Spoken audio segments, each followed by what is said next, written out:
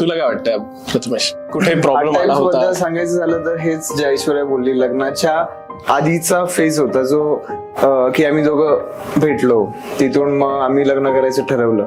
पण त्याच्यानंतर जेव्हा आम्ही घरच्यांकडे गेलो, घरच्यांना सांगितलं की आम्ही लग्न करतोय, माझ्या आयुष्यात अशी मुलगी आहे, तिच्याशी लग्न करतोय.